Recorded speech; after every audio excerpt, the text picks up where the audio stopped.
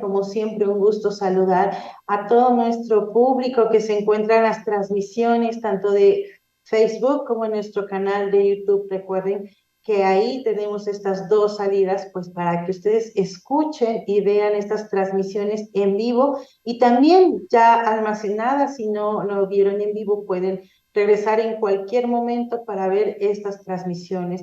Pues vamos a dar continuidad a nuestro ciclo Francisco Villa, un ciclo coordinado entre la Academia Mexicana de la Historia y el Espacio Cultural San Lázaro, la Cámara de Diputados. Y pues para iniciar voy a dejarle los micrófonos a Ángel Limón para que nos dé algunas palabras y dar inicio a nuestra sesión de esta tarde. Ángel, tienes la palabra. Muy buenas tardes a todas y a todos. Agradecemos mucho su presencia aquí en el Espacio Cultural San Lázaro de la Cámara de Diputados a nombre de la secretaria general, la maestra Graciela Valls Ricardes, y del director general de este espacio cultural, el maestro Ismael Carballo. Evidentemente para nosotros es muy importante estos diálogos que hemos establecido a través de la Academia Mexicana de la Historia con el ciclo de Francisco Villa, que nos ha dado puerta para poder hacer nuevas indagaciones sobre los estudios que son más recientes sobre la figura de Francisco Villa. Hoy nos acompaña Luciano Ramírez. El doctor Luciano Ramírez nos va a presentar una ponencia que se llama Pancho Villa y la Convención de Aguascalientes. Inminentemente, pues es un tema que nos importa mucho porque, como bien saben ustedes, la Convención de Aguascalientes también sirvió como una plataforma de pensamiento político que se vio reflejada en el Constituyente de 1917. Pues les agradecemos mucho a la Academia Mexicana de la Historia, al doctor Javier García Diego, su muy valiosa colaboración en este convenio que tenemos con la Cámara de Diputados, y le doy la palabra al doctor García Diego. Gracias. Muchas gracias al maestro Ángel Limón. De verdad, para nosotros no solamente es un gusto, sino que es una gran oportunidad el tener este diálogo histórico con el Espacio Cultural San Lázaro y a través del Espacio Cultural con la Cámara de Diputados. Así podemos tener acceso a públicos que antes pues no frecuentábamos desde la Academia Mexicana de la Historia. Por eso yo le pido al maestro Ángel Limón que salude y vuelva a agradecer, a motivar al director del Espacio Cultural, al doctor Ismael Carballo, y a la secretaria general de la Cámara, a doña Graciela Valls. Le pido, por favor, Ángel Limón, que les mande nuestros mejores saludos. Seguiremos en estos trabajos de colaboración entre la Cámara de Diputados a través del Espacio Cultural San Lázaro y la Academia Mexicana de la Historia. Y efectivamente, hoy es la quinta y penúltima charla de nuestro ciclo sobre Pancho Villa. Y para la exposición de hoy contamos con un auténtico especialista, Luciano Ramírez, profesor investigador de la Universidad Autónoma de Aguascalientes. Su doctorado es en Historia del Arte en la UNAM, pero es un especialista que trasciende la historia del arte. Yo diría que es un especialista en historia también de la prensa, sobre todo en historia política. Claro está, sí, historia del arte, pero sobre todo en los periodos de los siglos XIX y XX. Ha sido ponente en innumerables congresos, tanto regionales como nacionales e internacionales. Es autor de varias publicaciones, no voy a mencionar todas, pero sí quisiera para el tema de hoy, pues recordarles que tiene un libro sobre este personaje de la Revolución Mexicana, personaje trágico. David Berlanga, titulado Profesor reformista en el proceso revolucionario de la educación en San Luis Potosí. También tiene un libro sobre las pinturas murales del Palacio de Gobierno de Aguascalientes. Otro libro titulado, tiene mucho que ver con la ponencia de hoy, Discurso visual, manipulación y conmemoraciones de la Convención Revolucionaria de Aguascalientes.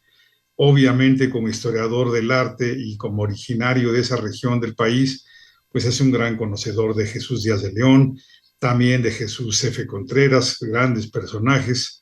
Bueno, en general, Luciano Ramírez de verdad es un gran historiador, es miembro del SNI, obviamente, miembro de la Academia Mexicana de la Historia, es nuestro correspondiente o corresponsal, como le quieran decir, en Aguascalientes, y el próximo mes de septiembre, a finales de septiembre, dará su discurso de ingreso, discurso que había pospuesto por la situación de la pandemia, pero que ya estamos en condiciones de dar discursos presenciales en los lugares donde el respectivo profesor o la respectiva profesora es corresponsal de la academia. Entonces, yo voy a ceder la palabra al doctor Luciano Ramírez, repito, especialista en Villa, sobre todo en la convención, y vuelvo a agradecer al Espacio Cultural a través del muy estimado maestro Ángel Limón aquí con nosotros. Luciano, el micrófono es tuyo. Yo voy a apagar mi micrófono para que haya mejor transmisión, incluso mi imagen, pero estaré atento a toda tu conferencia. Reapareceré cuando concluya. Bien, pues muchísimas gracias. Me siento muy honrado por esta invitación que el doctor Javier García Diego me turnó hace tiempo para estar presente en este ciclo de conferencias sobre Francisco Villa, evento que organiza el Centro o el Espacio Cultural San Lázaro conjuntamente con la Academia Mexicana de la Historia. Agradezco también al maestro Ángel Limón, desde luego, y a Yasmín Jimeno. Bien, pues vamos a comenzar. Bien, pues el tema que les voy a exponer el día de hoy lleva por título Pancho Villa y la Convención de Aguascalientes. Voy a alternar un poquito de lectura de un texto que preparé junto con las láminas que están ustedes viendo. El general Francisco Villa estuvo en Aguascalientes a mediados de octubre de 1914, inmediatamente después de que la Convención Revolucionaria se declaró soberana, con el interés de pulsar los ánimos, simbólicamente hacer sentir su fuerza, puesto que se hizo acompañar de su escolta de élite, además de que en Rincón de Romos, esto es a 38 kilómetros, estaban fuerzas militares de la División del Norte. Quiso hacer acto de presencia en el Teatro Morelos, a pesar de que estaban en receso, pero lograron reunirse un grupo de delegados y ante ellos firmar la bandera convencionista y emitir un mensaje a la nación. El objetivo de mi trabajo es describir y analizar una serie de fotografías y de caricaturas de prensa publicadas en el aparato editorial controlado por Venustiano Carranza, el primer jefe y encargado del Poder Ejecutivo, que buscaba desacreditar a la convención y crear una imagen negativa del Centauro del Norte. Los ideólogos y delegados carrancistas en el citado organismo reaccionaron en el mismo sentido, poniendo en tela de juicio el tema de la soberanía y cuestionando la neutralidad de la ciudad.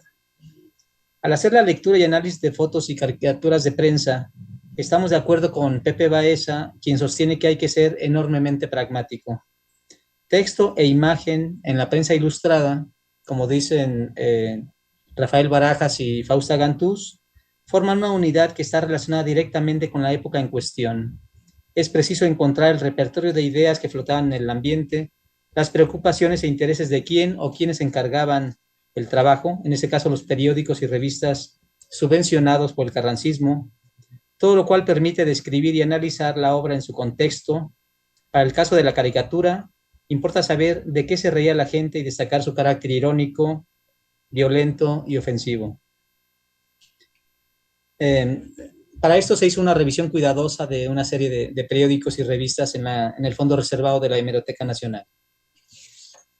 Bien, para que podamos entender un poquito hay que irnos a algunos antecedentes. Son de sobra conocidos los acontecimientos históricos que fueron configurando una serie de desencuentros y confrontaciones entre Venustiano Carranza, autonombrado primer jefe y encargado del Poder Ejecutivo, y Francisco Villa, general en jefe de la poderosa División del Norte, a lo largo de 1914. En resumidas cuentas, se fue gestando una decisión revolucionaria que terminó en fractura. Enuncio esos antecedentes. El caso del asesinato del ciudadano británico William Benton en febrero en Chihuahua, quien en tono insolente amenazó e intentó amagar a Villa, provocando con ello un posible conflicto con los ingleses, incluso con los norteamericanos. El intento de fusilamiento del gobernador de Chihuahua, Manuel Chao, en abril, acusado de insubordinación por el Centauro del Norte, evitado por el Barón de Cuatro Ciénegas, quien además intrigó e hizo labor de división tanto en ese estado como en Durango, bajo la gubernatura de Pastor Roa. Las declaraciones de Villa ante la ocupación del puerto de Veracruz por los marines norteamericanos, el 21 del mismo mes, declarando a reporteros que él no tenía inconveniente, y el consecuente regaño de Carranza por interferir en un asunto de política internacional.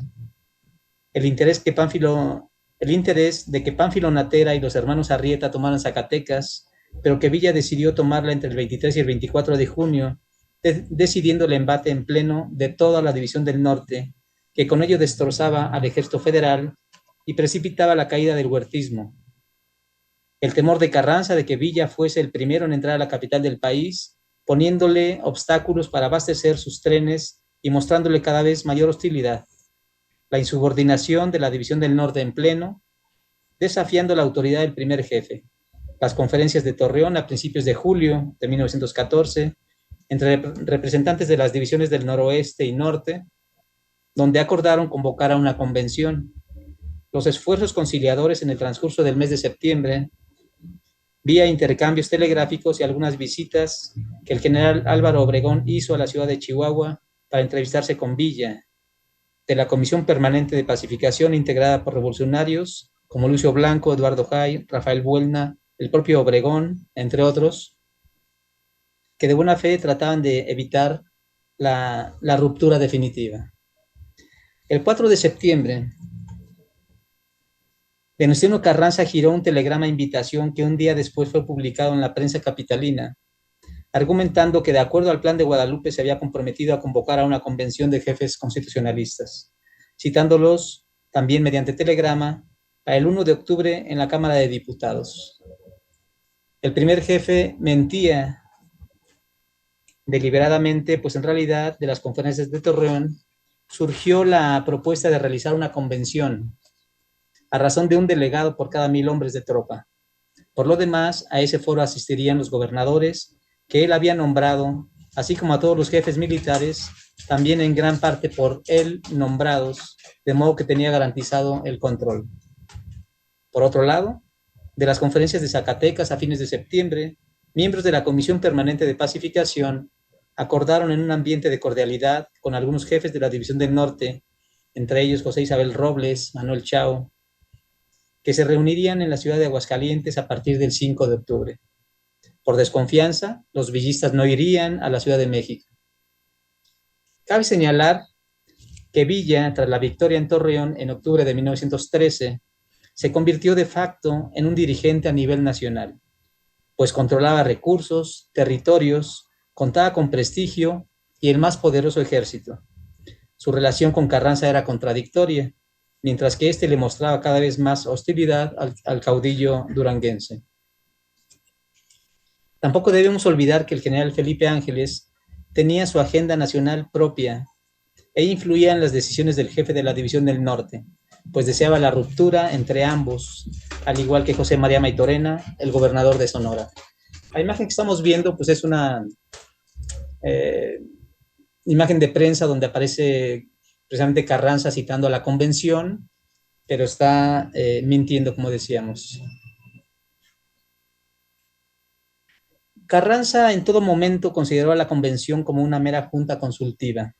El 3 de octubre rindió un informe y, tal como había prometido, puso su renuncia como primer jefe encargado del Poder Ejecutivo, pero se cuidó de no ponerla con carácter de irrevocable. de modo que en votación nuevamente le fue regresado el mando. Una buena parte de su discurso lo dedicó a atacar a Francisco Villa y a la División del Norte, acusándolos de reaccionarios y rebeldes. Algunos delegados, miembros de la Comisión Pacificadora, maniobraron y presionaron para que la convención se trasladara a Aguascalientes y así cumplir con la palabra empeñada. El licenciado Luis Cabrera, representante de Carranza, se oponía, pues aseguraba que en aquella ciudad el organismo sería presa fácil del villismo. Aquí vemos en la imagen de abajo el momento en que están deliberando en la Cámara de Diputados de la Ciudad de México Obregón por parte de los militares, y el otro es Luis Cabrera, que está diciendo que los civiles también tienen derecho de ir a la convención de Aguascalientes, pero fueron excluidos.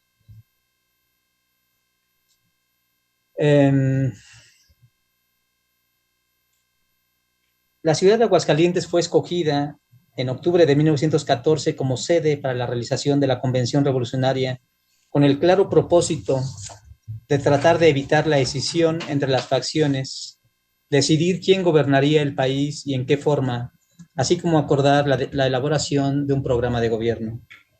Repentinamente, Aguascalientes se convirtió en el foco de atención de todo el país y acaparó la atención pública. Los revolucionarios de las distintas facciones, la prensa y la opinión pública volvieron su mirada expectante hacia la capital hidrocálida. De inmediato, los principales diarios de la prensa capitalina mandaron sus enviados especiales. Fotógrafos y periodistas hicieron maletas y se prepararon con todo el equipo necesario para estar presente en el lugar de los hechos y cubrir la nota. Diarios como El Liberal y El Pueblo, recientemente fundados por Carranza, mandaron a Carlos Alberto Quirós, reportero, a Carlos F. Muñana, fotógrafo, y a Arturo Cisneros como fotoperiodista. El segundo, también la Ilustración Semanal, una revista que terminó en la órbita del carrancismo, envió a su fotógrafo estrella, que era Agustín Víctor Casasola. Los villistas cumplieron su promesa e hicieron acto de presencia en la ciudad de Aguascalientes. La prensa seguía muy de cerca los movimientos de figuras destacadas de la División del Norte, como José Isabel Robles, Eugenio Aguirre Benavides, Felipe Ángeles, Calixto Contreras y Roque González Garza. Todavía estaba reciente el estruendo de las batallas de Zacatecas de menos de 3 meses atrás, y sus nombres resonaban con tintes de leyenda, pues sus fabulosas hazañas de campaña eran comentadas y la gente, estupefacta y con asombro, los admiraba al verlos caminar por calles, plazas, al entrar y salir del Teatro Morelos, así como en los lugares donde se hospedaban. Arturo Cisneros, enviado especial del diario El Pueblo, quien escribía una detallada crónica de los acontecimientos, comentó que los revolucionarios se visitaban unos a otros, paseaban por la ciudad en caballos o en autos descapotables y había un ambiente de fiesta. Lamentablemente los fotógrafos no tomaron, o al menos no fueron publicadas, fotografías de estos paseos y desfiles. Tan solo unas cuantas imágenes dan cuenta del ocio y esparcimiento de algunos delegados, como vemos en la imagen del lado derecho, que están jugando billar o que están descansando en los corredores de los hoteles donde se quedaban. Y es que, como comenta José C. Valadez, a la Convención Revolucionaria de Aguascalientes acudieron gente de todo tipo, caudillos, caciques y hasta simples pueblerinos y rancheros, con las características ora de la hurañez, ora de los odios, ora del abigeato, ora de las idealizaciones, ora de la vulgaridad. De todo es posible hallar dentro de ese reino de la revolución, y es que allí, en Aguascalientes, está la revolución misma, enfatiza Valadez.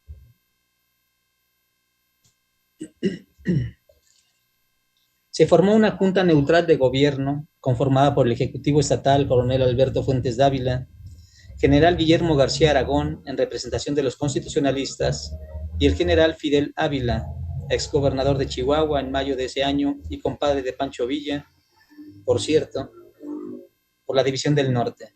Su cometido, garantizar la neutralidad de Aguascalientes, esto es, evitar que se aproximaran tropas beligerantes, así como salvaguardar la integridad física de los delegados que se daban cita en la histórica convención.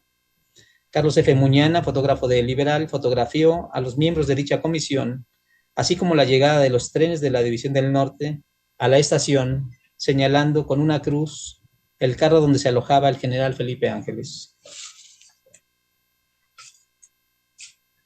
Las fuentes reportan que los primeros días prevalecía un ambiente de camaradería y cordialidad ante los representantes de una y otra facción. Hubo comidas y banquetes donde convivieron aparentemente contentos. Algunos paseaban en sus ratos libres, como se ve en una fotografía, al general Felipe Ángeles, Roque González Garza y varios amigos que lo acompañan. Podemos imaginar el ambiente tenso, a la vez que excitante, que vivió Aguascalientes en esos días. La expectación, efervescencia y excitación llegaron a su punto más alto. Los moradores de Aguascalientes, que tenían fama de pacíficos, industriosos y de ser fervientes católicos, no pudieron menos que ver con asombro el arribo de innumerables forasteros, gente de todas cataduras, muchos de ellos armados. Súbitamente el ambiente se tornó lúdico. Forasteros y lugareños se volcaron a las calles, plazas y jardines públicos. Las calles se ven henchidas de personas de todas las clases sociales y los comentarios se suceden con mucha rapidez, dijo una nota de prensa. Los balcones están ocupados por las familias más connotadas de Aguascalientes. Incluso el enviado especial del periódico El Pueblo anotó: en estos momentos, las 9 de la mañana del día 8 de octubre, la ciudad presenta un aspecto de día festivo, siendo grande la animación que se nota por las calles, pues los señores generales que han venido a asistir a la convención las recorren en sus automóviles visitándose mutuamente. Hasta ahí la cita. Por su parte, el villista Vito Alessio Robles, miembro de la mesa directiva de la convención, apuntó en su narración: circulaban por las empedradas calles centenares de automóviles, casi todos con los capacetes echados hacia atrás, y en ellos militares tocados con sombreros tejanos. Las plazas y las rúas llenas de soldados, con cananas cruzadas en el pecho, repletas de brillantes cartuchos. La estación ferroviaria congestionada de convoyes militares. Había en la ciudad un ambiente de fiesta, había música por doquier. Al principio las sesiones transcurrían en asuntos irrelevantes, como nombrar una nueva mesa directiva, expedir credenciales y acordar quiénes tenían derecho o no para ser delegados, discutir si se trataba de una nueva convención o era continuación de la de México, dar los pasos necesarios para pacificar al país, pues en algunas partes de la República había tiroteos entre grupos revolucionarios antagónicos, dictar órdenes de que Carranza, Villa y Zapata liberaran a los presos políticos que tenían en su poder, invitar al Ejército Libertador del Sur para que enviase representantes ante la convención, pues también ellos habían coadyuvado a derribar la tiranía huertista, firmar la bandera nacional, jurando cumplir y hacer cumplir los acuerdos que ahí se tomaran. Un acuerdo importante es que el día 14 de octubre la convención se declaró soberana. Esto es, que ninguna otra autoridad o persona estaba por encima de ella. El Centauro del Norte nombró como su representante personal ante la Convención Revolucionaria al coronel coahuilense Roque González Garza, quien nació en Saltillo en 1885 y falleció en 1962 en la Ciudad de México. Él fue un antiguo revolucionario de extracción maderista, muy dinámico, activo y participativo al interior de la convención, gustaba de debatir y confrontar con sus adversarios políticos. González Garza tenía la encomienda de presentar el programa villista encaminado al reparto de la tierra, en realidad un agrarismo incipiente a partir de un intercambio epistolar con Emiliano Zapata desde el otoño de 1913, y a implantar la democracia. Como todos los planes norteños, brillaba por su ambigüedad en cuanto a ideas de cambio social, pero que poco a poco y con el transcurrir de los meses fue condensándose y dando vida a un programa cada vez más definido. Félix Katz asegura que el villismo no solo no estaba interesado en controlar a la convención, sino que su actitud fue conciliadora. Lo cito, así resume su estrategia. Dice Katz: cuando Villa insistía en que no quería para él el poder nacional, estaba siendo absolutamente sincero. Pocas semanas después, cuando pudo convertirse en presidente, no hizo nada para lograrlo. Ni Villa ni los villistas intentaron imponer a su candidato en la convención. En Aguascalientes la estrategia de Villa siguió siendo, como hasta entonces, básicamente defensiva. Quería mantener el statu quo militar y político, conservar el control militar de la División del Norte y el control político sobre Chihuahua y la región adyacente. La clave para lograrlo, pensaba, era eliminar a Carranza del poder. Hasta ahí la cita de Katz. En esta imagen lo que estamos viendo es esta fotografía importante que de haber la convención ganado la guerra civil intrarrevolucionaria, pues sería una imagen icónica. Es el momento en que se declara soberana la convención y posan para la posteridad. El viernes 16 de octubre de 1914, a las 5 de la tarde exactamente, arribó a Aguascalientes el general Francisco Villa, procedente de Zacatecas, a quien acompañan, escribe el reportero Alberto Quirós, los miembros de su Estado Mayor y el cónsul norteamericano en Chihuahua, Mr. George Carothers. La llegada de Villa a Aguascalientes fue todo un acontecimiento. Naturalmente causó gran expectación. En su carro recibió a numerosas personas que lo visitaron, entre ellos algunos jefes militares. Una numerosa muchedumbre se congregó en la estación frente a su carro. Así dice una crónica periodística. Ellos, la muchedumbre se acercaba tratando lo espiaba con la oportunidad de verlo. La banda de la Brigada Ángeles dio al general una audición. Los representantes de la prensa metropolitana tratamos de celebrar una entrevista con el general Villa y para el efecto solicitamos ser recibidos. Después de alguna espera nos llamó el jefe de la escolta y en la plataforma nos recibió don Luis Aguirre Benavides, secretario particular del general Villa, quien de parte de este nos dijo que no tenía nada que comunicar a la prensa. Le preguntamos sobre el objeto de su viaje y el señor Aguirre Benavides manifestó que el general Villa deseaba conocer personalmente cuál es el espíritu reinante entre los miembros de la convención. Hasta ahí la cita de la nota periodística. Villa no quiso hablar con la prensa, y menos tratándose de la controlada por Carranza. En cambio, para hacerse propaganda mediante su imagen, accedió a posar con gusto para que Eliodoro J. Gutiérrez le tomara varias fotos. ¿Pero quién era ese fotógrafo? H.J. Gutiérrez, nacido en 1876, de cuyas imágenes tomadas en Aguascalientes durante la convención, hablaremos a continuación, fue un fotógrafo retratista independiente.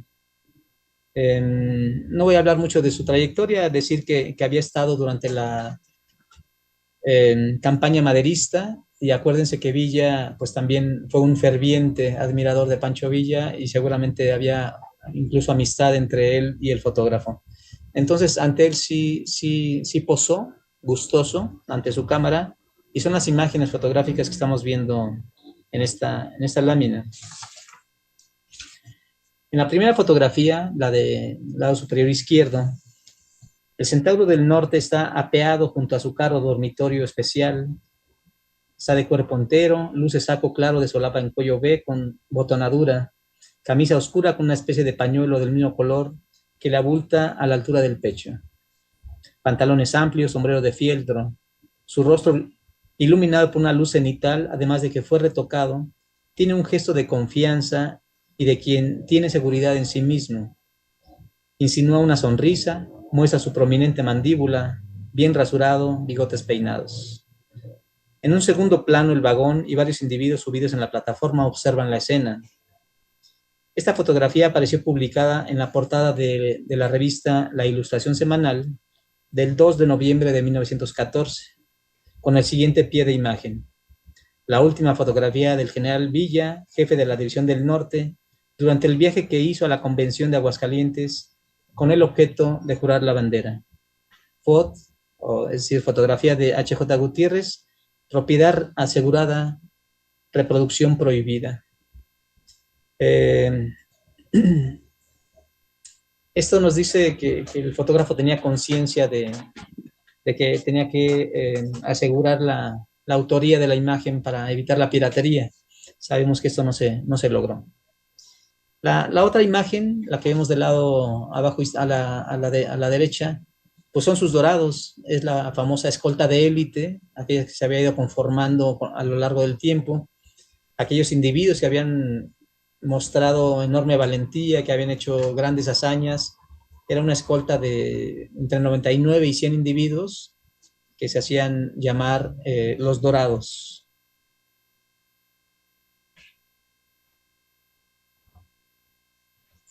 En las primeras horas de la mañana del sábado 17 de octubre recorrió a caballo la población, seguido de una numerosa escolta, escribió el corresponsal del periódico El Liberal, señor Carlos Quirós. Por su parte, Anita Brenner, nacida en Aguascalientes en agosto de 1905 y que para octubre de 1914 tendría unos 9 años cumplidos, comenta en su ensayo El viento que barrió a México, publicado en 1943, lo siguiente. Villa llevó allí sus tropas y convirtió la convención de Aguascalientes en una demostración de fuerza. La ciudad miraba, boquiabierta, al hombre poderoso de fuerte mandíbula y ojos chispeantes que hacía bailar a su caballo de arriba hacia abajo, entre las filas a las que pasaba revista.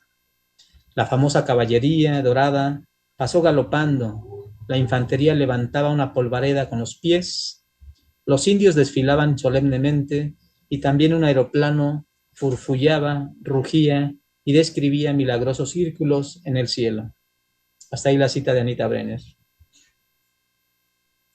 El general Villa, decíamos, manifestó su deseo de asistir a una sesión de asamblea y dirigir unas palabras a los delegados que estuviesen presentes y a la nación. Ninguno de los fotógrafos de la prensa ilustrada metropolitana tuvo oportunidad de fotografiar el suceso, pues aunque quisieron entrar, se les negó el acceso. Escribió el corresponsal de El Liberal, lo cito. A las 11:40 del sábado 17 de octubre, en los momentos en que se desataba una lluvia menuda, llega en su automóvil el general Francisco Villa, que viste traje gris de campaña sin insignias, porta sombrero de fieltro, claro, de alas anchas. Le acompañan los elementos de su Estado Mayor y desde luego penetra en el recinto. Los periodistas, a quienes se nos ha vedado la entrada, permanecemos en el vestíbulo y aguzamos el oído para tratar de sorprender los ruidos del interior. Solo una cosa nos importuna de nuestra indiscreta tarea, la lluvia que no cesa de caer monótonamente. Al llegar el general Villa a la convención, estallan aplausos entre los delegados y son percibidos perfectamente por la muchedumbre que se agita frente al Coliseo, y la cual aplaude también. Los momentos son de gran expectación. Queremos oír, enterarnos de lo que adentro sucede, y solo logramos escuchar que con ligeros intervalos, en 3 ocasiones, estallan nuevos aplausos. Para mí no quiero nada. Por fin, después de algunos momentos, nos sorprende el eco de una voz robusta y solo logramos escuchar algunas frases sueltas. Unidos derrocaremos tiranías, palabras sinceras que dicta su corazón. Francisco Villa no será vergüenza. Primero, no pedir nada para él, abrirles el corazón, destino de la patria. Es decir, estaban lo poquito que escuchaban desde afuera, ¿verdad? Continúan con su crónica y dicen, estallan nuevos aplausos, comprendemos que el general Villa ha hablado, luego se escucha una voz que nos es conocida, la del general Villarreal, que también es aplaudido, y luego escuchamos la del ingeniero Jay. El general Villa juró y firmó la bandera. Algunos delegados que abandonan el salón nos traen detalles interesantes. Hasta allí la crónica. Sin embargo, existen al menos 2 fotografías publicadas un cuarto de siglo más tarde en la Historia Gráfica de la Revolución de 1900 a 1940, obra editada por el Fondo Casasola, que registran el episodio. Si, como ya vimos, a los fotoperiodistas les fue negado el acceso, entonces nos preguntamos, ¿quién tomó las fotografías? Pensamos que pudo haber sido Eliodoro J. Gutiérrez, pues gozaba de las simpatías de Villa. Quizás colaboraba con la agencia de Casasola, de Agustín Víctor Casasola, quien terminó de una u otra forma quedándose con las imágenes. Lo cierto es que en el cuaderno número 9, en la página 825 inferior, está la imagen bajo el título El general Villa asiste a la convención, en que se muestra que el jefe de la División del Norte, tomado de frente, está inclinado sobre la mesa, firmando con la pluma que tiene en la mano derecha, en el blanco de la hermosa bandera tricolor recamada de oro. Solícito, el general Mateo Almanza, vestido de militar, sostiene la parte roja del lábaro patrio, mientras Eugenio Aguirre Benavides y Vito Alessio Robles, solemnes y elegantemente vestidos de traje y corbata, permanecen sin hacer nada. Todos ellos de la División del Norte parecen rendir pleitesía al caudillo duranguense.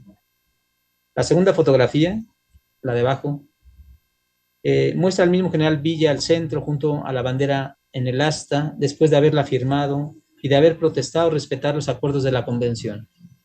En ella figuran todos los miembros de la mesa directiva. De izquierda a derecha, coronel Vito Alessio Robles, secretario, coronel Samuel de los Santos, secretario, general Pánfilo Natera, segundo vicepresidente, general Antonio Villarreal, presidente, general José Isabel Robles, primer vicepresidente, coronel Mateo Almanza, secretario, y Marciano González, secretario. Todos los personajes están de pie, detrás de la mesa chica de manufactura corriente con una cubierta de bayeta, y al fondo el telón del escenario, posan en semicírculo para el fotógrafo. Existe una tercera fotografía, no publicada en ningún periódico, de Villa en el interior del teatro, sentado en segunda fila al lado derecho del lunetario. Fue tomada, ignoramos el nombre del autor, aunque puede tratarse de Leopoldo Varela, un fotógrafo zacatecano avecindado en Aguascalientes desde 1904, que desde el proscenio, ahí vemos en la imagen, abajo a la derecha, en primera fila, al general Francisco Villa. Está muy serio, muy atento. Mientras el general Eduardo Jay, que está exactamente detrás de Villa, cuchichea con el general Ramón F. Iturbe, y atrás de este se encuentra el general Álvaro Obregón, quien lanza una mirada desconfiada hacia Villa. Del otro lado, en el lado izquierdo de nuestra imagen, vemos a un curioso Eulalio Gutiérrez, que pronto va a ser designado presidente provisional de la República por 20 días, quien voltea curioso a verlos. Una vez que el general Villa se hizo presente en la convención para jurar lealtad, posar para la foto, firmar sobre la bandera nacional, hacer público su deseo de no ambicionar puesto político alguno, darse un abrazo de aparente amistad con Obregón, se levantó una tremenda borrasca. Según la versión de Francisco Vela González, Villa dijo, lo cito, bueno, ya les firmé la bandera y me retrataron, pero si sacan otra vez a Carranza, les advierto que habrá balazos y no me digan después que soy traidor. Hasta ahí la cita. Los periodistas, muy pendientes de todos los movimientos del Centauro del Norte, informaron que había salido el domingo por la noche de Aguascalientes con rumbo a su cuartel general. El periódico El Pueblo, varios días antes, el 13 de octubre, había publicado en el encabezado principal una nota por demás tendenciosa. El general Francisco Villa está en Rincón de Romos, a 30 kilómetros de la ciudad de Aguascalientes. El lunes 19 de octubre se puso en el tapete de la discusión un asunto delicado. La cuestión de si Aguascalientes era o no una región efectivamente neutral que garantizara la tranquilidad y seguridad de los delegados para debatir libremente y sin temor alguno. Y es que el fin de semana ocurrió un suceso importante cuando los encabezados y notas principales de la prensa subsidiada por Carranza del martes 20, en relación a la presencia de Villa, en tono de alarma, publicaron: Aguascalientes no es neutral, por lo que protestan varios delegados. Aguascalientes está amagada por tropas de la División del Norte.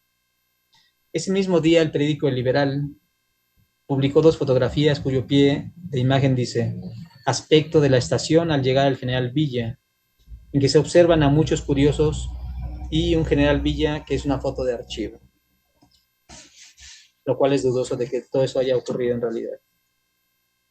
Hubo además una serie de incidentes desagradables propiciados por soldados villistas que en estado de ebriedad amenazaron y molestaron a varios delegados, tanto en la plaza principal como en las cercanías a la estación del ferrocarril, para obligarlos a gritar vivas al Centauro del Norte, lo cual fue interpretado como una amenaza a la neutralidad de la ciudad y falta de garantías reales para los pobladores y seguridad efectiva para los delegados a la convención. Esto llegó a oídos del general Villa, que, preocupado por cuidar su imagen, envió un telegrama al general José Isabel Robles para que fuese leído en la convención y que fue publicado por el periódico Liberal. Dice así el telegrama. En el telegrama le dice que tiene noticias de que en Aguascalientes se suscitan frecuentes escándalos entre oficiales y tropa de la División del Norte, y como ello redunda en desprestigio de la misma, sugiere que los jefes de la División del Norte se reúnan para estudiar la manera de resolver el caso, pero propone como primera providencia que deben ser cerrados los establecimientos donde expéndanse bebidas embriagantes. Pasa este telegrama a la misma Comisión de Gobernación. Hasta ahí el referido telegrama. Todo ello se derivó de una proposición de los generales Gregorio Osuna y Álvaro Obregón para que la convención diese los pasos necesarios para neutralizar de una manera efectiva la ciudad. Los villistas se sintieron aludidos y ofendidos, particularmente el coronel González Garza, quien acusó al general Villarreal de estar enterado personalmente de esos asuntos, haber aceptado tácitamente y a pesar de ello sacarlo a colación en una sesión pública. Viendo la coyuntura, varios delegados carrancistas aprovecharon la ocasión para narrar abusos de que habían sido objeto y valerse de ello para propagar entre los asistentes la idea de que la ciudad estaba amagada por la División del Norte y se carecía de garantías. Por ejemplo, el coronel Marcelino M. Murrieta, delegado representante del gobernador del Distrito Federal, general Heriberto Jara, perteneciente a la facción carrancista, contó que había sido ultrajado en la plaza pública por algunos soldados ebrios. Algunos de los compañeros estaban conmigo, dijo, al salir de la convención. Nos pusieron la pistola en el pecho, obligándonos a decir que viviera Villa. Hasta ahí la cita. De igual manera, el delegado Orestes Pereira, de la División del Norte, se quejó de que los soldados villistas habían sido molestados por tropas carrancistas apostados en La Cantera, hacienda distante 10 kilómetros al suroeste de la ciudad de Aguascalientes.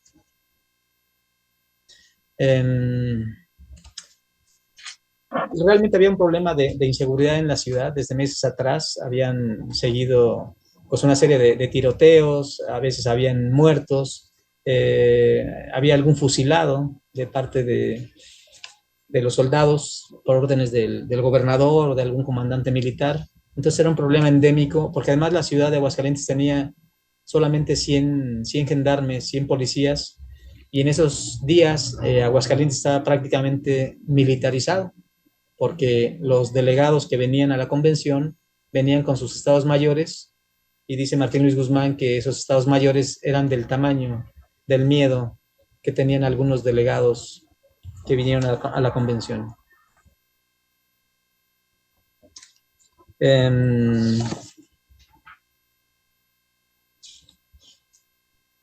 En fin, los delegados carrancistas aprovechaban para señalar que la neutralidad era una farsa y tanto tácita como explícitamente aprovechaban para acusar a las fuerzas de la División del Norte de amagar la neutralidad de la ciudad. Incluso pidieron que se trasladara a otra ciudad. Por ejemplo, el gobernador de Colima dijo que debían de irse de Aguascalientes. Bien, pues también hay una serie de caricaturas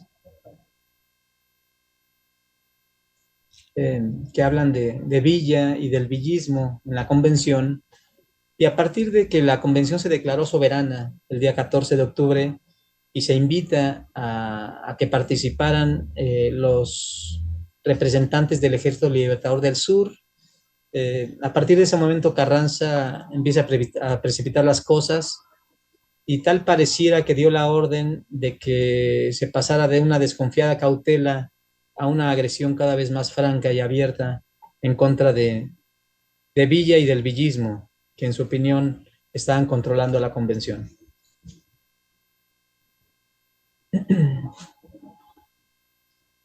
Un caso especial que experimentó dramáticos giros fue la revista La Guacamaya, que era una revista para obreros. pero que ya para estos meses se cae en la órbita del carrancismo, ¿no?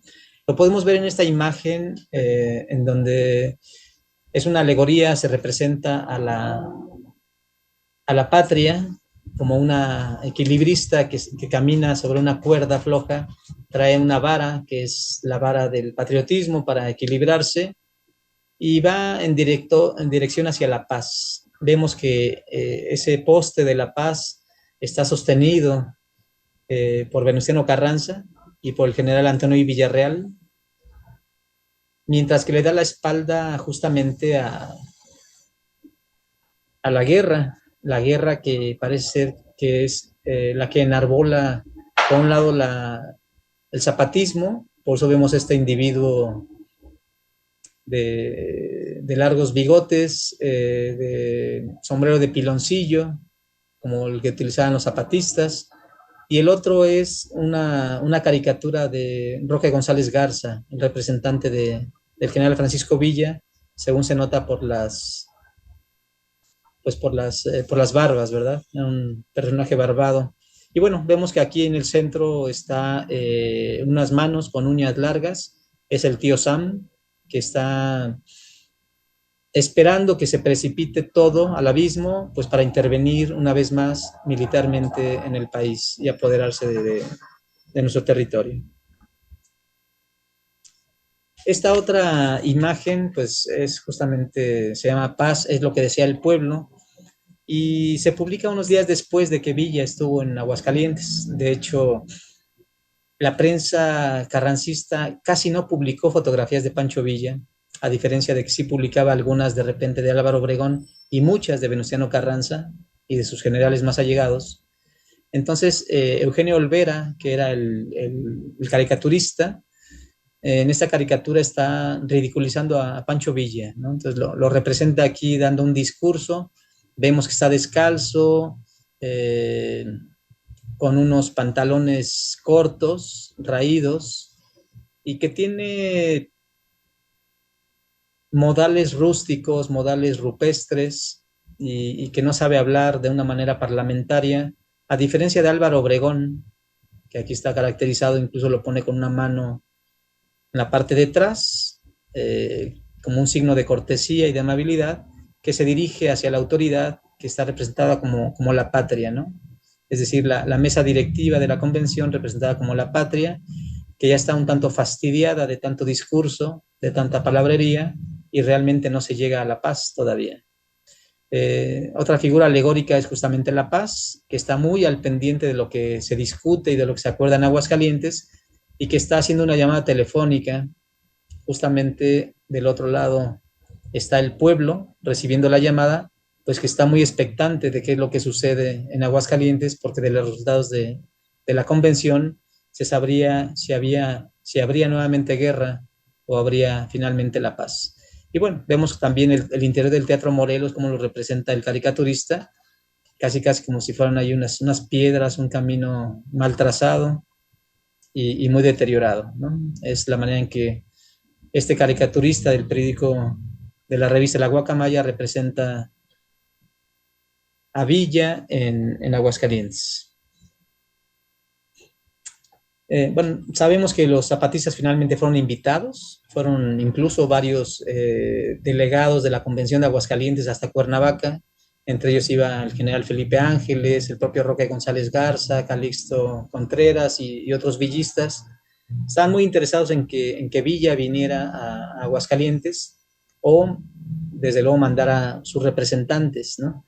Zapata finalmente no vino, no quiso venir a Aguascalientes, pero sí mandó una comisión, aunque iba a poner una serie de condiciones sine qua non, es decir, que se tenían que cumplir sí o sí. De otro modo no aceptaría el Ejército Libertador del Sur ser parte de la convención, y esos dos requisitos eran, por un lado, que se eliminara finalmente a Venustiano Carranza, que lo consideraban el hombre estorbo de la revolución, y que por otro lado la convención admitiese el plan de Ayala, es decir, el reparto agrario, en su programa de gobierno. Y ambas cosas las iban a conseguir con suma facilidad. Aquí vemos en esta fotografía que no fue publicada en ningún periódico de la época. Esa se publicó hasta 1941 en la Historia Gráfica de la Revolución, 1900-1940, de Casasola, del Fondo Casasola. Y bueno, se sabe que los zapatistas llegaron a Aguascalientes, estuvieron un par de horas y se fueron luego de filo hasta Guadalupe, Zacatecas, que es donde estaba Francisco Villa y su cuartel general.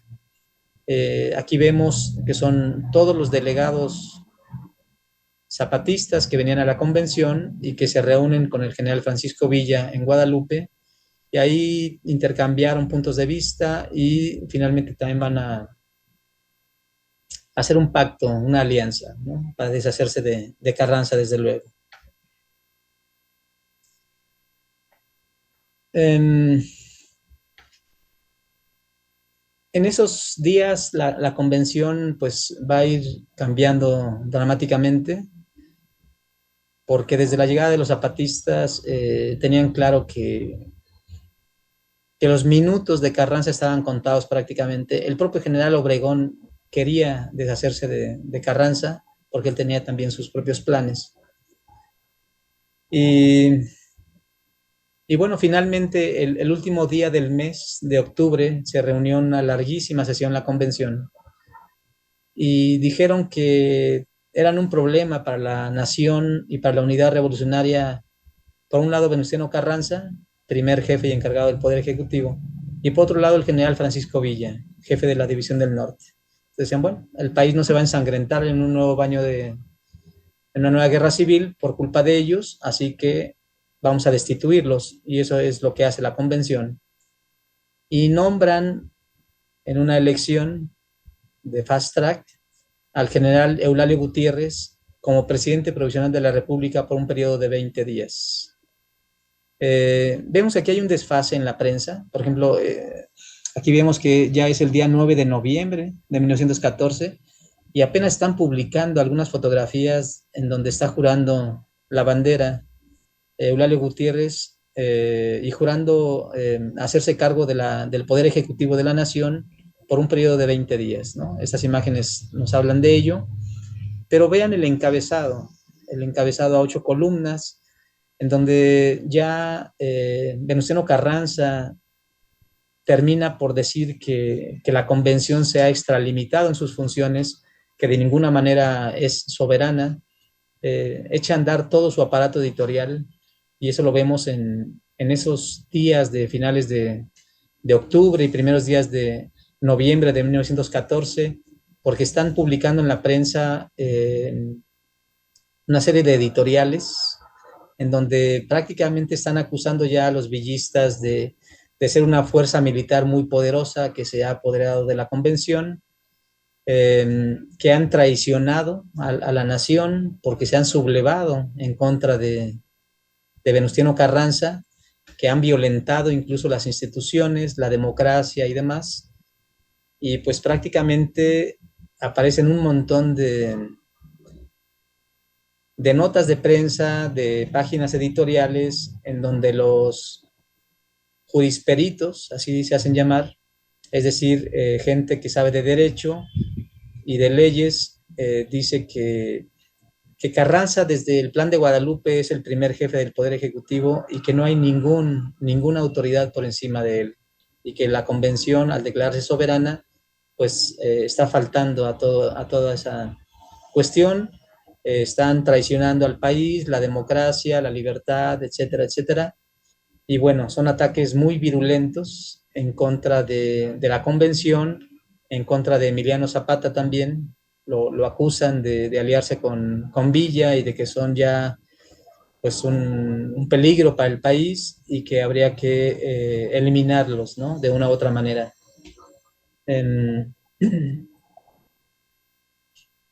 Finalmente vemos en esta edición extra del periódico El Liberal del miércoles 11 de noviembre, en donde ya Carranza, que ha estado huyendo porque se fue de la Ciudad de México hacia Toluca y luego pasa por Tehuacán, finalmente va hacia Puebla, y su propósito es irse hasta Veracruz, porque él sabe que que la agenda que tenía el propio Carranza, eso lo dice Katz con mucha claridad, la agenda que tenía Carranza conducía a la guerra. Prácticamente él fue el que propició el rompimiento, según Katz.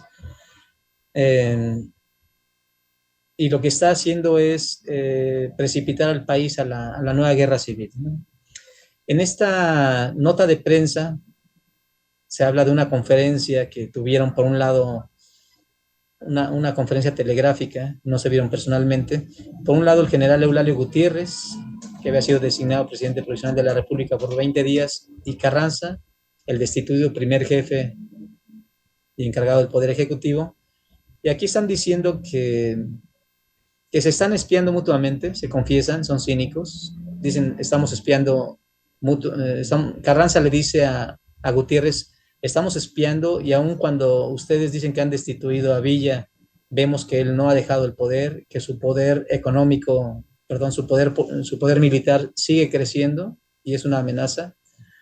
Y por otro lado, Lauro Gutiérrez dice que también está siguiendo los movimientos de Carranza.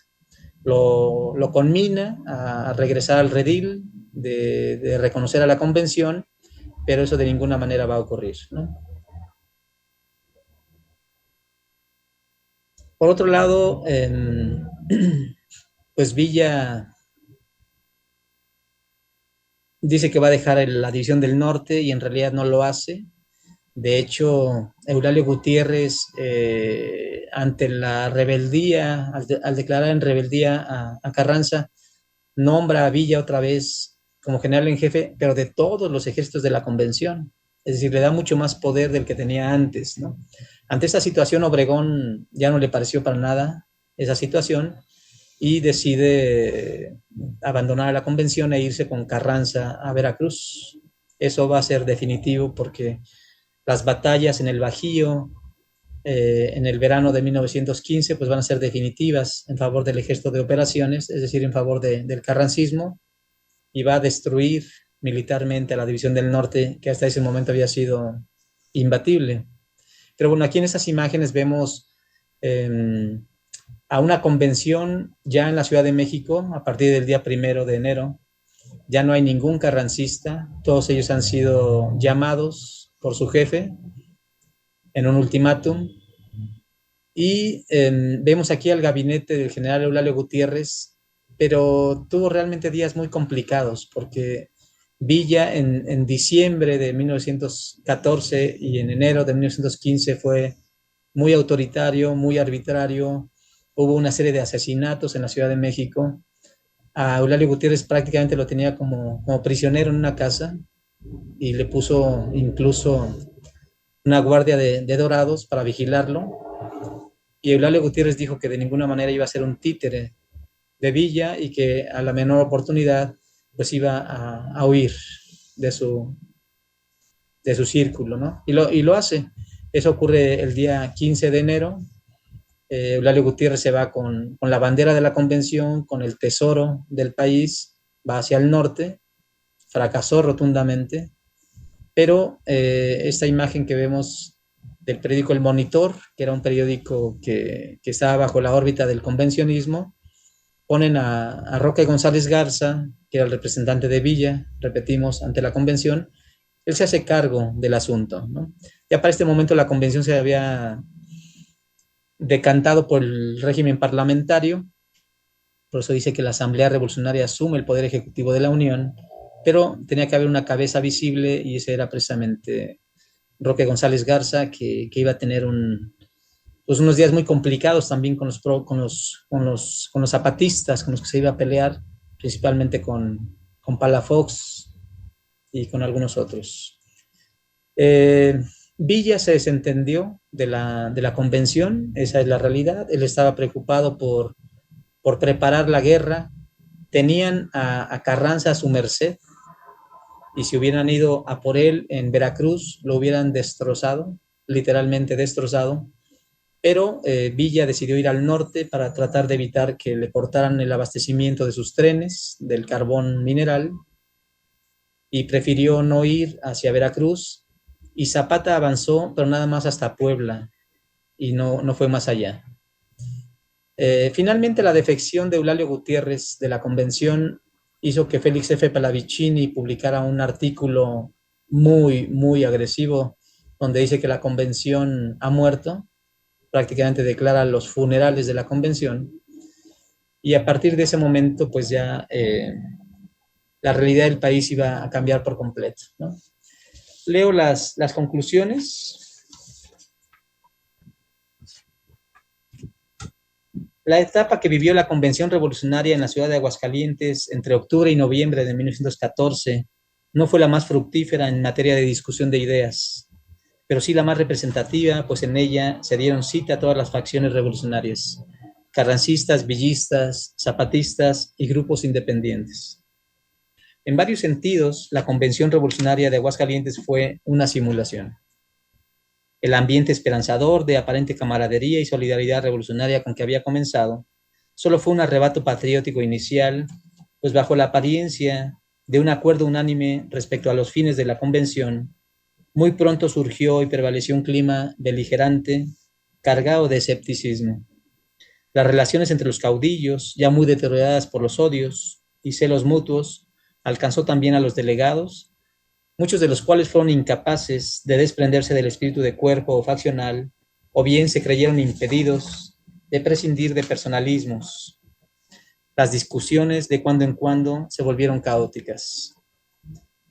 La facción carrancista y todo su aparato editorial respecto a la convención revolucionaria en el lapso de unos cuantos días transitó de la desconfiada cautela, pasó por los ataques velados, hasta llegar a la agresión cada vez más franca y abierta. Sintieron la necesidad de persuadir a la opinión pública y ganar legitimidad, y para ello era conveniente hacer pasar como los malos, los traidores y reaccionarios a sus adversarios. Al parecer, los habitantes del estado de Aguascalientes, sobre todo los sectores populares y estratos bajos de la sociedad, simpatizaron con Villa y sus acciones revolucionarias. No pocos se sumaron a sus filas. Venustiano Carranza sabía que más temprano que tarde vendría el rompimiento definitivo con Francisco Villa y la División del Norte. De hecho, la agenda del carrancismo, nos asegura Katz, conducía inevitablemente a la guerra. La prensa escrita, que el primero controlaba y subsidiaba, jugó un papel importante al sembrar dudas, desconfianza entre el público capitalino y del resto del país. Estaba preparando la atmósfera para desacreditar a quienes no lo obedecían. Encabezados, notas, página editorial, textos e imágenes hicieron su función de propaganda política faccional en contra de los, para ellos, para los carrancistas, ambiciosos, descarriados y rebeldes que encabezaban y sostenían a la Convención Revolucionaria, organismo que en opinión del primer jefe y sus intelectuales como Luis Cabrera, Félix Pallavicini y otros, se habían extralimitado en sus funciones al declararse el poder soberano en México y caer inconscientemente en manos de la reacción. Al saber que perdía el control, Carranza y su grupo desarrollaron y dieron a conocer una imagen de una convención amenazada, amagada y dominada por el villismo, poniendo en entredicho la neutralidad de la ciudad y la soberanía del organismo. Querían manejar una imagen adversa de Villa y del villismo. A final de cuentas, la guerra de facciones la ganó Carranza, tanto en el terreno militar como en el ideológico, político y propagandístico. La convención y sus brazos armados, es decir, Villa y Zapata, fueron derrotados. En su ya clásico libro, Pancho Villa, de Friedrich Katz, apuntó que el conflicto que enfrentó a las fuerzas de la Convención Revolucionaria contra los ejércitos de la facción constitucionalista, cito, es tal vez el tema más debatido y polémico, así en la historia como en la historiografía de la Revolución Mexicana. Hasta allí la cita y con eso termino. Muchísimas gracias por su atención.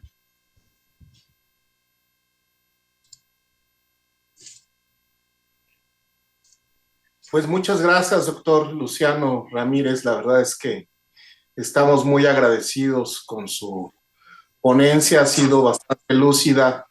Para nosotros es muy importante poder observar cómo se desarrolló esta etapa de Villa, porque en este seminario que nos hemos propuesto sobre la obra de Villa, hemos identificado que hay varios Villas, ¿no? O sea, no es un continuo personaje, sino que tiene distintas etapas y facetas y comportamientos que responden a lo político en estos instantes o en estas improntas. Evidentemente, la Convención de Aguascalientes también tiene, esa es una particularidad que tal vez opino yo así, una particularidad muy compleja porque la historiografía la aborda, pero no la estudia o no se profundiza. Y estos problemas derivados de la construcción de un espacio de asamblea, pues evidentemente eran muy complejos, ¿no? A raíz de que esta asamblea pues tenía como propuesta la identificación de la representación prácticamente de los ejércitos o de los que habían luchado en la revolución. Creo yo que este panorama general que nos ha podido desarrollar nos va a permitir observar de una manera más compleja a la convención, la función que cubrió Eulalio Gutiérrez, ¿no? Evidentemente el rompimiento y la fractura al final, la función del zapatismo en esta convención, que pareciera ser que se ausentaron, pero en política no hay ausencias, a lo mejor se determinó, ¿no? Se determinó no acudir, y el combate feroz por parte del carrancismo en contra de la propia convención. No sé si está en línea nuestro director de la Academia Mexicana de la Historia, el doctor García Diego. Gracias, adelante, doctor. Javier. Estoy. No me dan imagen, pero sí estoy. ¿Sí se me oye? Sí, doctor, ya lo tenemos en Te vemos y te escuchamos, Javier. Pero no tengo imagen. Sí, sí lo miramos, doctor. Acá sí te vemos. Sí, ahí estoy. Perfecto, es que no me veía yo. Luciano, muchísimas gracias por tu conferencia. Una conferencia muy original, el uso de estos periódicos, que sin lugar a dudas es difícil porque fueron momentos en donde no hubo continuidad hemerográfica, algunos periódicos duraron semanas, se pararon. Era un momento de indefinición intelectual, ideológica, política. Así que es muy interesante, muy distinto a las conferencias que habíamos tenido. Y también viene a confirmar el elemento polémico que pues tiene Francisco Villa. Hemos tenido ponencias de historiadores más partidarios de Villa, otros menos. En este caso, tu conferencia, sin ser precisamente villista, sí es claramente anticarrancista. Le adjudicas prácticamente pues, las causas de la guerra civil de 1915, asunto en el que obviamente no coincido. Yo tuve la oportunidad pues, de decírselo a Katz en vida muchas veces. A pesar de nuestras diferencias ideológicas, nunca menguó nuestra relación de respeto y de enorme cariño.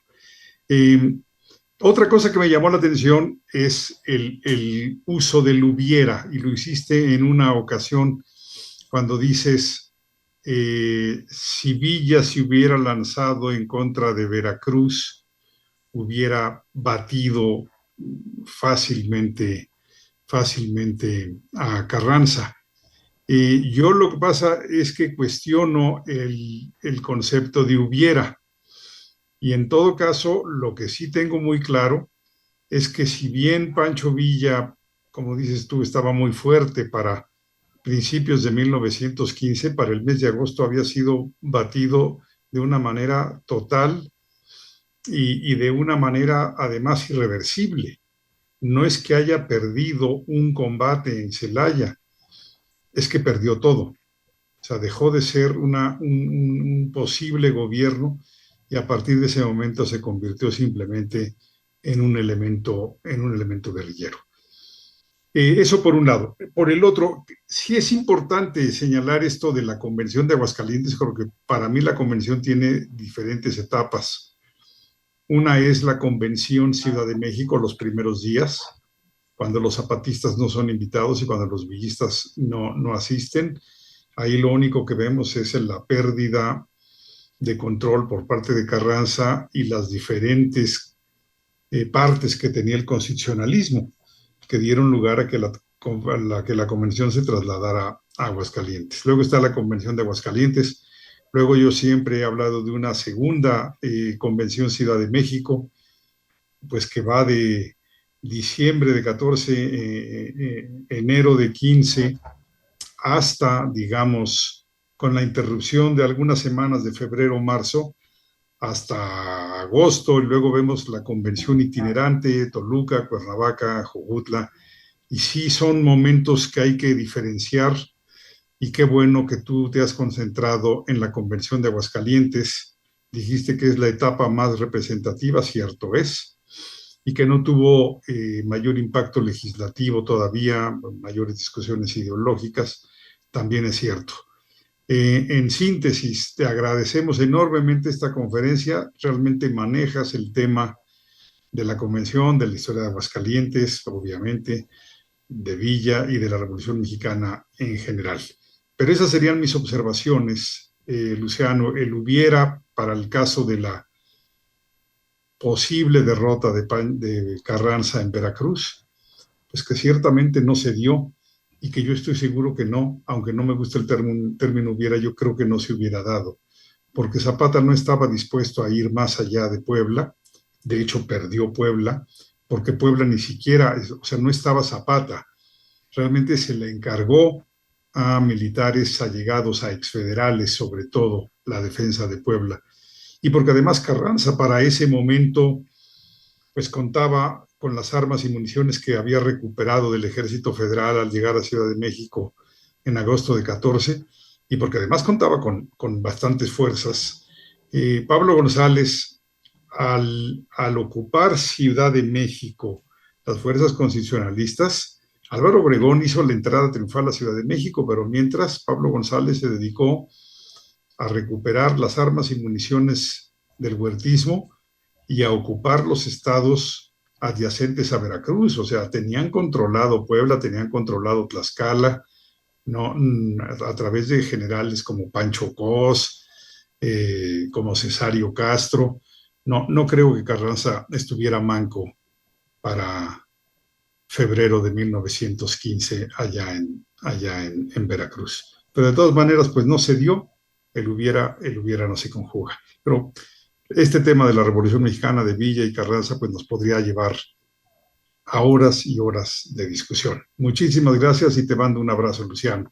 Nos vemos en septiembre allá en Aguascalientes. Muchas gracias por sus amables comentarios, Ángel y Javier, todos ellos muy pertinentes, y seguiremos dialogando y discutiendo de estos interesantes temas. Acá te esperamos, Javier. Pero creo que a lo mejor hay preguntas del público. Sí, tenemos preguntas del público. Adelante. Las lanzo ahora mismo. De Mario Román, una pregunta.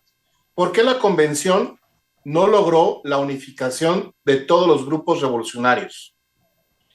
Sergio Naime Fares, una pregunta. ¿La revista Guacamaya era editada solo en la capital del país o en Aguascalientes? Felicidades por su conferencia. Magdalena Flores, ¿existen estudios que abordan fuera de Villa a los generales de la División del Norte y a los delegados de zapatismo fuera de Zapata? Es una interrogante la que tiene Magdalena. Son las 3 preguntas que tenemos en nuestras plataformas ahora. Sí, muchas gracias. ¿Por qué no se logró la unidad revolucionaria? También hay distintas versiones. Gente como Robert Kirk, un historiador norteamericano, y Luis Fernando Amaya, un estudioso de la convención, ellos lo que dicen es que Carranza no estuvo tan interesado nunca en venir a Aguascalientes en esa segunda etapa de la convención, y los principales líderes y generales carrancistas no vinieron personalmente. Sí vino Obregón, es verdad, que fue de los más importantes, pero muchos otros no vinieron y mandaron representantes, ¿no? Entonces a veces el representante, y ahí se va diluyendo también una cadena de mando.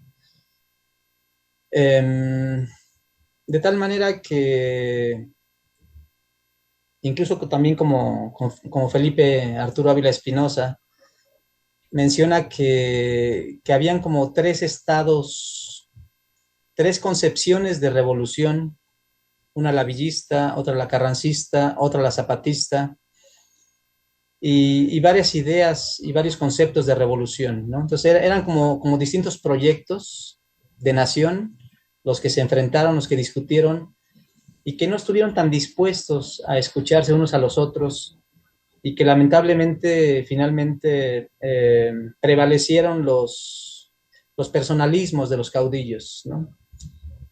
Había mucha gente que no estaba interesada en continuar la guerra. Eso era pues una convicción muy sincera de gente como Lucio Blanco,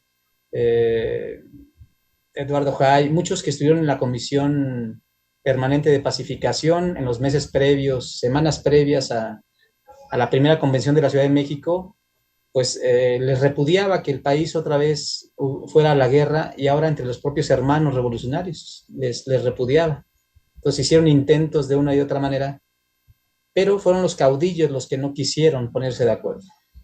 Hay algunos que dicen, lo que pasa es que había una cierta pugna ideológica entre la personalidad y la cultura política de Carranza, que había sido un senador de la República, porfirista, del antiguo régimen, con una imagen muy fuerte en su personalidad, y no muy dispuesto a escuchar otras opiniones. De hecho, hay quienes sostienen, como Anita Brenner, que quien no estaba de acuerdo con él, pues Carranza veía la manera de deshacerse de él, ¿no? Para Katz, Villa no es que lo ponga como un personaje sin malicia, pero Katz sostiene que Villa no quería apoderarse de la convención, sino que para ese momento todavía, a pesar de ser ya un factor a nivel nacional, desde la toma de Torreón de octubre del 13, Villa no quería controlar a la convención ni quería imponer a un presidente de la República, ¿no? Y eso lo ve a través de sus delegados, y particularmente de Roque González Garza y de otros delegados que no estaban tan interesados en controlar. A diferencia, eso sí, de un caso excepcional, que es Felipe Ángeles. Felipe Ángeles sabemos que era un militar de carrera que en un momento dado pidió irse a la División del Norte por una serie de diferencias que tuvo con Carranza, cuando no le dio la Secretaría de Guerra, y que Ángeles él sí estaba interesado en un rompimiento, ¿no? En un rompimiento entre Carranza y la Convención, y él quería la guerra porque sabía que la División del Norte en ese momento del otoño de 1914, el villismo, es decir, la División del Norte, era la fuerza militar más poderosa de este país, con un ejército popular impresionante. Javier García Diego dice, Carranza no estaba manco, y si hubieran ido a por él en Veracruz, se hubiera defendido. Sí, claro que se hubiera defendido, pero no hay que olvidar que todavía en ese momento los norteamericanos no dejaban el puerto de Veracruz, que lo habían ocupado desde abril,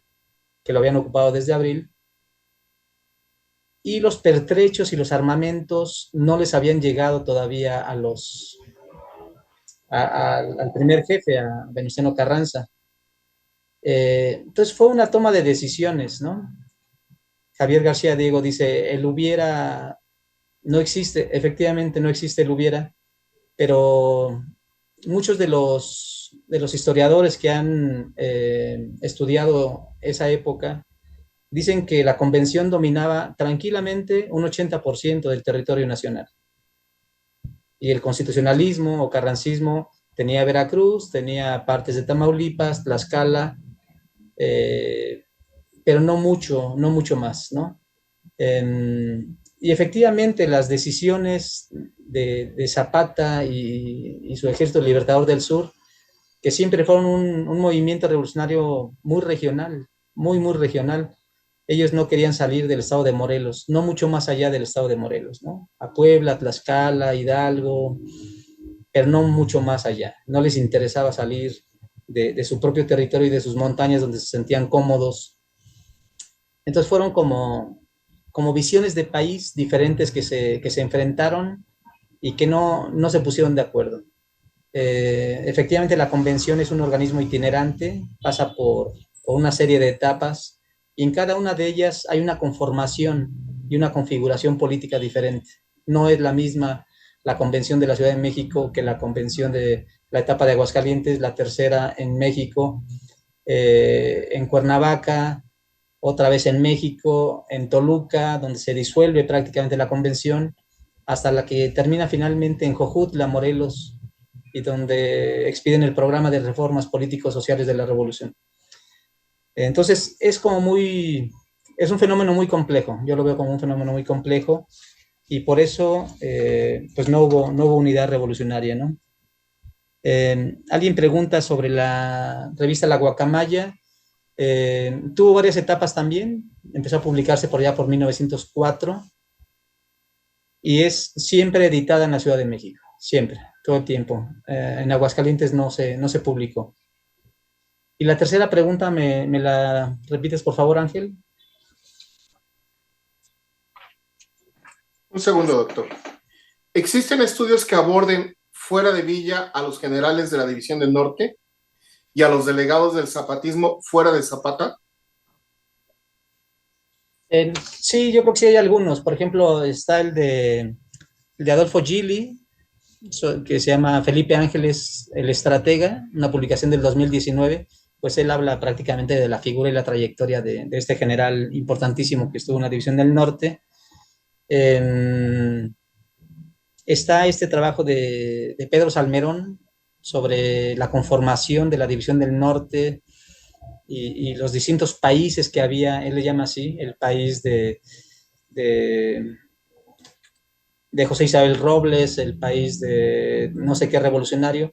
Es una historia de cómo se fueron conformando los ejércitos que finalmente fueron manufacturando, digamos, este ejército tan impresionante, un ejército popular, el más importante de América Latina, dice Pedro Salmerón.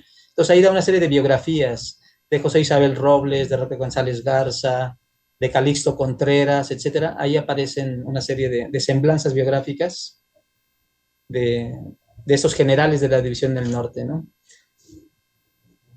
Y del Ejército Libertador del Sur, no lo tengo del todo claro, pero Felipe Arturo Ávila Espinosa tiene trabajos sobre el zapatismo, no nada más sobre Zapata, y ahí seguramente aparecen las figuras de varios representantes del zapatismo, ¿no? No sé, de Manuel Palafox, de otros zapatistas que ahorita se me olvidan. Hay trabajos sobre Antonio Díaz Otoigama, ¿no? de Gloria Villegas Moreno. En fin, hay distintos textos. Sí hay más allá de Villa y de Zapata, hay trabajos que hablan de integrantes de la División del Norte y de integrantes del Ejército Libertador del Sur en sus distintas etapas. Sí los hay.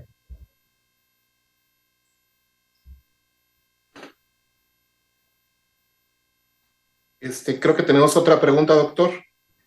Es de Juan Martínez Moctezuma. ¿Qué opina, doctor, sobre la imagen de Villa en el cine mexicano? Bueno, pues hay varias películas, ¿no? Hay varias películas, algunas de ellas muy malas. No soy un especialista para nada en el cine.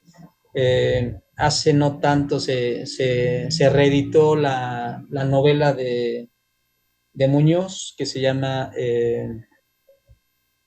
Vámonos con Pancho Villa.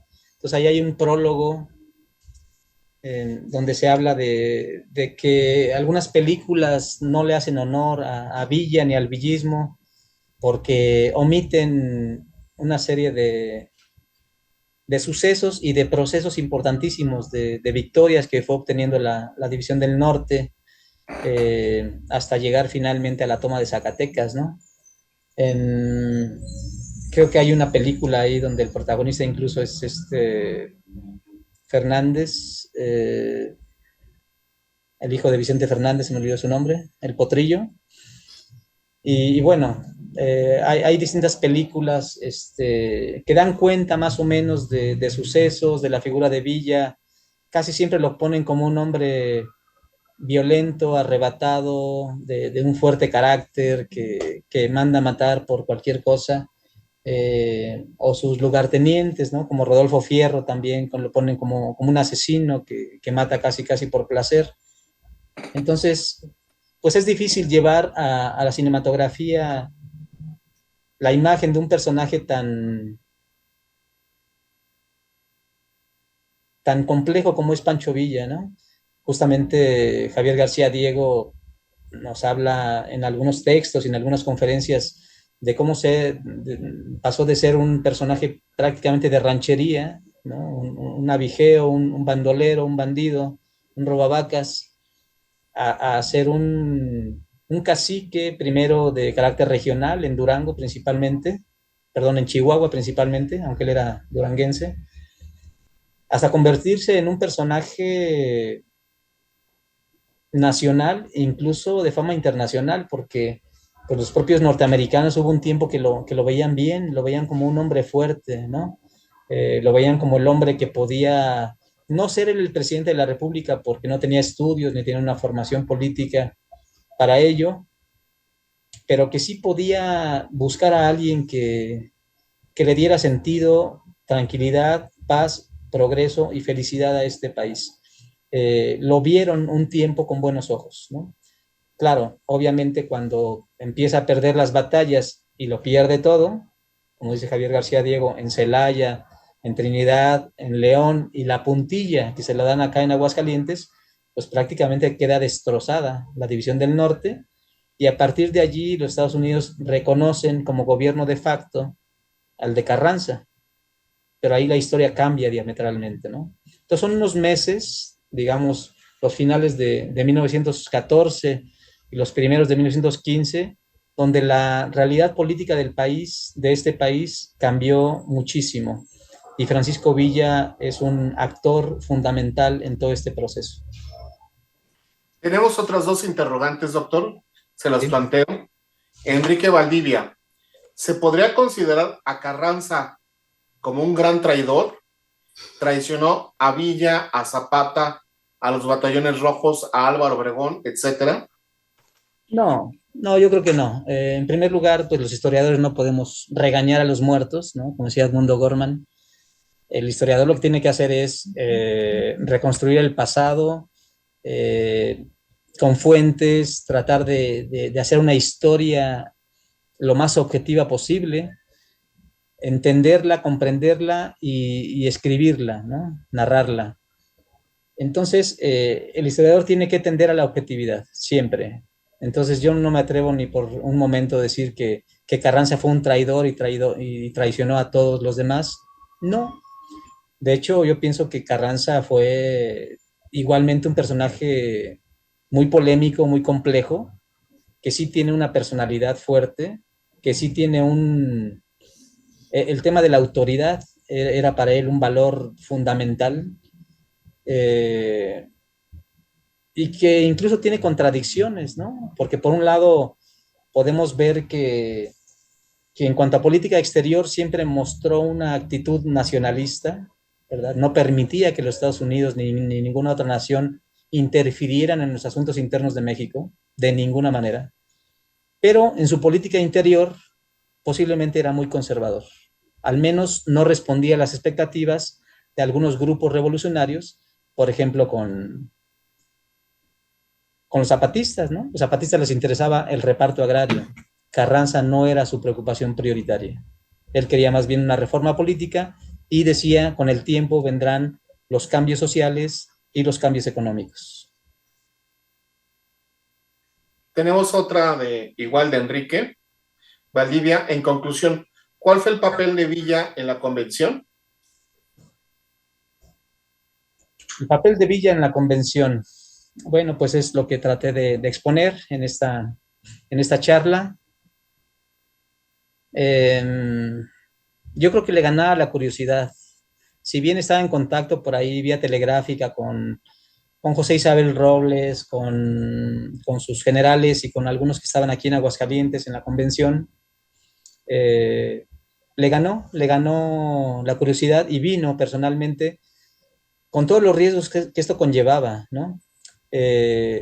no está del todo claro, al menos para mí no está claro, si realmente vino a tratar de demostrar su fuerza y simbólicamente decir, miren, el poderío militar lo tengo yo. Porque vino no solo, vino acompañado de sus dorados, ¿no? Con su escolta de élite. Pero también, por ejemplo, el cónsul de Estados Unidos en San Luis Potosí dice, sí hay tropas villistas en las periferias entre Zacatecas y Aguascalientes, sí hay tropas de la División del Norte. Cuando Villa sabía claramente que había una comisión de neutralidad, una junta neutral de gobierno, donde estaba prohibidísimo que se acercaran. Precisamente se escogió Aguascalientes como una ciudad neutral. Carranza estaba en la Ciudad de México, Villa, cuando se iba a realizar la convención, estaba en Torreón, Coahuila, y bueno, algunos historiadores dicen, es que Aguascalientes es una ciudad equidistante entre Ciudad de México y Torreón. Realmente está más cerca Ciudad de México que Torreón. Pero bueno, la idea era que Aguascalientes tenía que ser una ciudad neutral. Y Villa se la jugó. Él le dijo a los periodistas, yo nada más vengo a ver cómo están los ánimos por acá.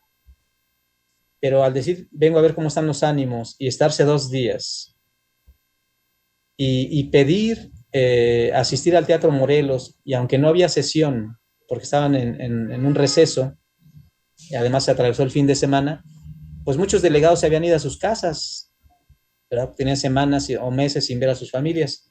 Sin embargo, Villa dijo, yo quiero ir al Teatro Morelos, y lograron reunir a un número considerable de delegados, y bueno, ahí le permitieron que diera un discurso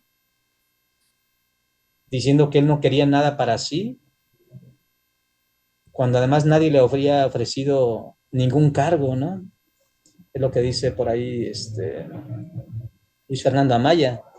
¿Por qué está negando algo que nadie le ha ofrecido? Y yo creo que tenía claro que la prensa carrancista lo iba a atacar, y por eso no quiso recibirlos. Seguramente estaba muy al pendiente de la prensa, de lo que se publicaba en la Ciudad de México, la prensa controlada o subvencionada por el carrancismo. Él sabía que hablaban mal de él, o que había por ahí una serie de ataques un tanto velados, pero se la jugó y se expuso y vino, y simbólicamente mostró su fuerza, ¿no? Y eso fue aprovechado justamente por la prensa carrancista para exhibirlo y para atacarlo, ¿no?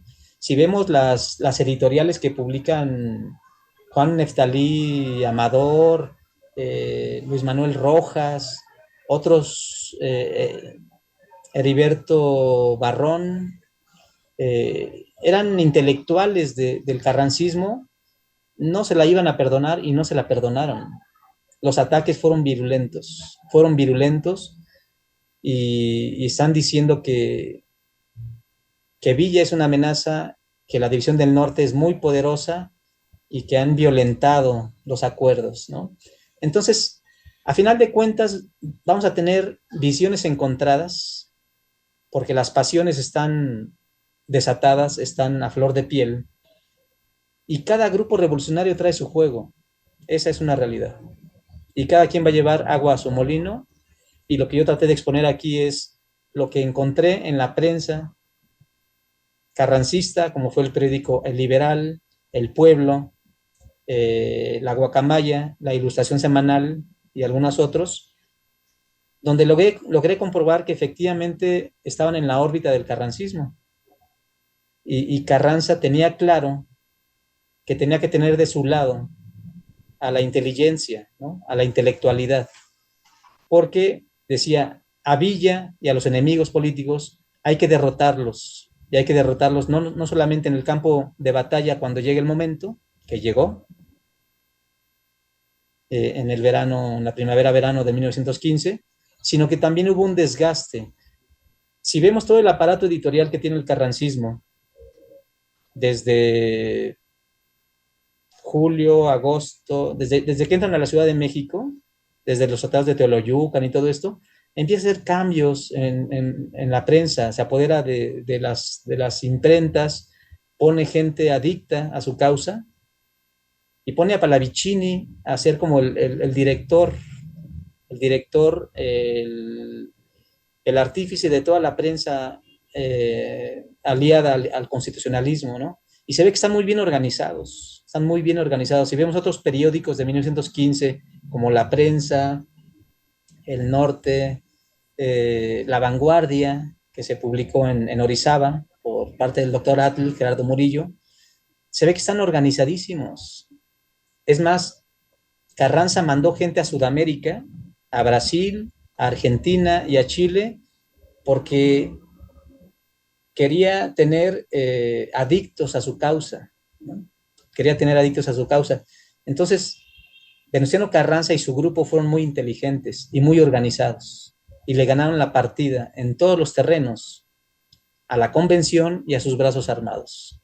Esa es, digamos, mi conclusión.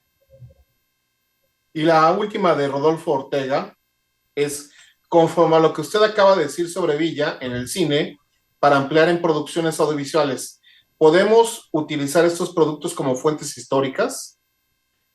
O en su defecto, ¿qué le puede decir a usted al público cómo distinguir la interpretación histórica de la ficción? Y por último, para todos, ¿ya vieron la más reciente serie sobre Villa? ¿Qué opinan sobre esta? Uy, pues esas son preguntas muy, pues muy especializadas. Repito, yo no soy especialista en cine, ni mucho menos.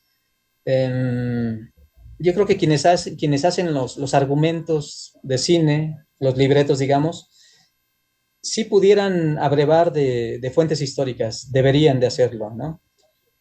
Pero bueno, sabemos que en el cine es un producto comercial que tiene que vender y ahí la ficción y las partes más sensacionalistas es lo que más venden, ¿no?